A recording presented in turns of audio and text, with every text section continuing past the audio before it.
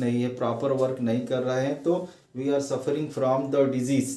अब ये जो डिजीज होती है वो इन रेफरेंस टू 9 स्टैंडर्ड कितने तरह की होती है? 2 तरह की होती है। On the basis of the duration of their effect, उनका जो इफेक्ट होता है बॉडी पार्ट पर कब तक परसिस्ट रहता है।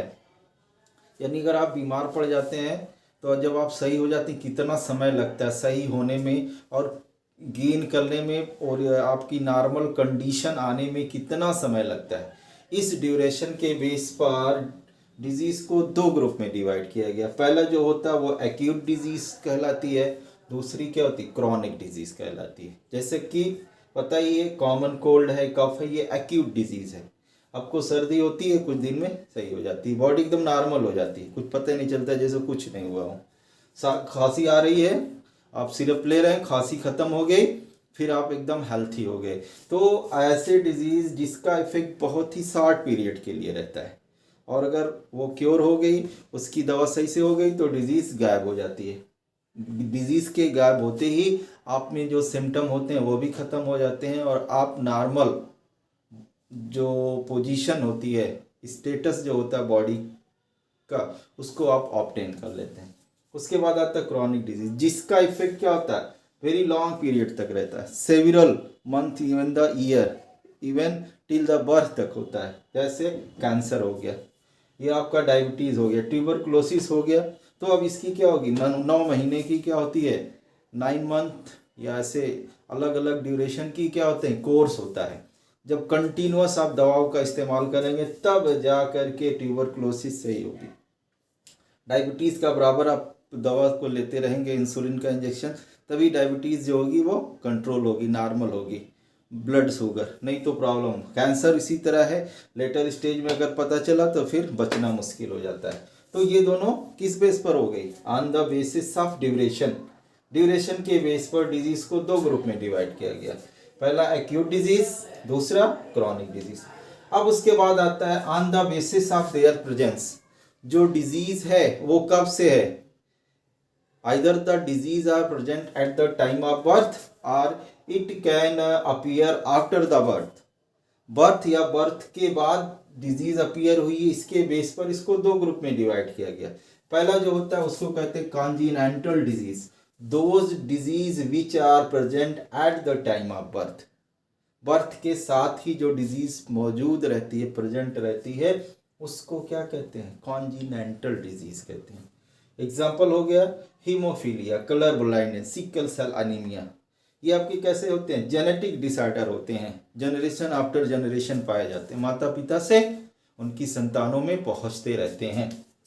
हीमोफीलिया हो गया, जिनमें पाई जाती है ऐसे लोगों में, अगर बच्चे में है at the time of birth ही अगर बॉडी कट गई तो क्या होगा? उसमें ब्लड क्लॉटिंग नहीं हो पाती है।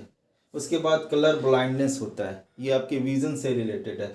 सिकल सेल एनीमिया, ये आपके हीमोग्लोबिन की शेप और उसकी कह सकते हैं पोटेंसी से रिलेटेड डिजीज़ होता है। तो इस तरह से जो बर्थ के समय डिजीज़ होती हैं उनको हम कॉन्जिनेंटल डिजीज़ कहते हैं। उसके बाद दूसरी आता है एक्वायर्ड डिजीज। जैसे टर्म जानते हैं एक्वायर्ड, ये बहुत ही common in reference to AIDS, acquire immunodeficiency syndrome.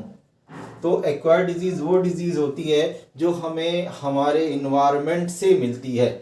अब ये जो डिजीज़ होंगी 2 तरह की होंगी on the basis of their nature. पहली जो होती है वो इन्फेक्शियस डिजीज़ होती है, और दूसरी क्या होती है? नॉन इन्फेक्शियस डिजीज़ होते हैं। जितने भी आपके क्या होते हैं? मेल न्यूट्रिएंट से रिलेटेड होते हैं, लाइक जो हमारी बॉडी में प्रोटीन हो गया, विटामिन्स हो गया, इनकी कमी से जो डिजीज़ होती हैं उनको नॉन इन्फेक्शियस डिजीज़ कहते हैं। कमी पूरी कर दी जाएगी, वो डिजीज़ ख़त्म हो जाएगी। ये डिजीज़ एक पर्सन से दूसरी पर्सन में ट्रांसफ़र नहीं होते हैं, ये अपने नेटिव प्लेस में ही पड़े रह जाते हैं। उसके बाद दूसरा आता है infectious disease. These disease can spread from affected person to normal person in a different वे।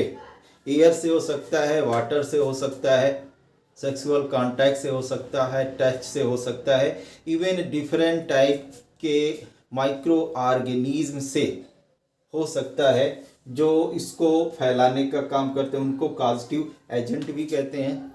इसे हम पैथोजेंस भी कहते हैं। Those thing which are responsible for the transfer of disease from one person to another. जो causative agent होते हैं उसको हम पैथोजेंस कहते हैं। अब इस पैथोजन को जो कैरी करने वाले होते हैं, जो ले जाने वाले थे, उसको वेक्टर कहते हैं। वेक्टर और पैथोजन को समझना है तो सबसे बेस्ट एग्जांपल आपका हो गया in reference to malaria. Malaria जो होता है एक डिजीज होता है। इसमें क्या होता है, मॉस्कीटो, एक मॉस्कीटो हो गया, दूसरा आपका Plasmodium.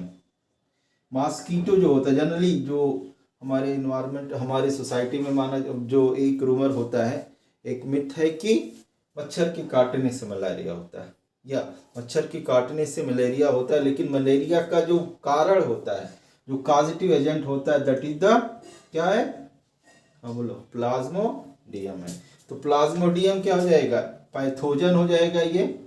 This is the pathogen. और मलेरिया जिसके कारण होता है मॉस्कीटो इज द वेक्टर। तो याद रखिए पैथोजन और वेक्टर एक इसमें रिलेटेड है। अब ये जो पैथोजन होते हैं they are different type. In general there are 5 different type of the pathogen.